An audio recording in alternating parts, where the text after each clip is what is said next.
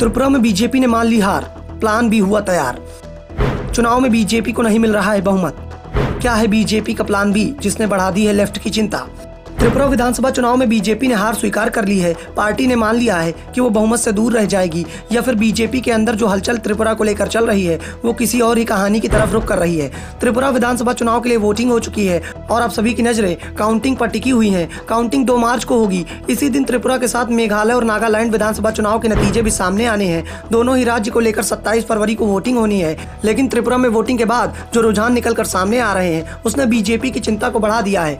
2 मार्च को चुनाव के नतीजे क्या होंगे ये तो काउंटिंग के बाद ही सामने आएगा, लेकिन बीजेपी ने सरकार बनाने की कोशिश अभी से ही शुरू कर दी है। पार्टी अपने दम पर नहीं बल्कि सहयोगियों के सहारे सरकार बनाने की तैयारी में है, और ऐसे में सहयोगी भी वो जो इस समय बीजेपी के साथ दिखाई नहीं पड़ रहे।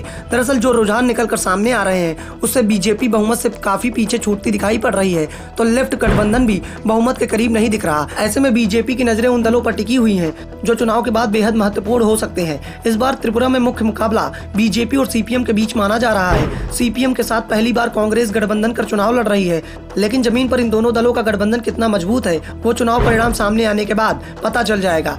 इस बार के चुनाव में तीसरा कोड भी था। त्रिपुरा मोथा के प्रबोध देववर्मा भी मजबूती से चुनाव लड़े थे, लेकिन उन्होंने साफ कर दिया था कि जो भी अलग त्रिपुरा लैंड की उनकी मांग का समर्थन करेगा वो उसी के साथ जाएंगे। और दावा तो यहाँ तक किया जा रहा था कि त्रिपुरा मोथा करीब 1 दर्जन से ज्यादा सीटें जीत सकती है। 60 सदस्यों वाली विधानसभा में 12 सीटों पर जीतना अपने आप में बहुत मायने रखता है, वो भी तब जब मुकाबला बेहद कड़ा माना जा रहा हो। ऐसे में बीजेपी ने अभी से ही देववर्मा से संपर्क साध लिया है। देववर्मा कांग्रेस और बीजेपी दोनों ही दलों में रह चुके हैं, इसलिए बीजेपी और कांग्रेस दोनों जगह उनके संपर्क हैं, और इन्हीं संपर्कों के सहारे दोनों ही पार्टियां देववर्मा को साधने की कोशिश कर रही हैं। बीजेपी ने देववर्मा के सहारे विपक्षी कैंप पर भी नजर बनाए हुए हैं। त्रिपुरा से बीजेपी के प्रभारी महेश शर्मा इस समय राज्य में कैंप किए हुए हैं, लेकिन बीजेपी को सबसे ज्यादा उम्मीदें असम के सीएम हेमंत बिस्वा शर्मा से लगी हुई है, और दावा किया जा रहा है कि शर्मा ने इसके लिए रणनीति भी तैयार कर ली है, और रणनीति में साफ कर दिया है कि अगर कोई भी साथ नहीं आता तो प्लान भी तैयार है। बीजेपी अगर बहुमत से दूर भी हो जाती है और किसी भी दल को पूर्ण बहुमत नहीं मिलता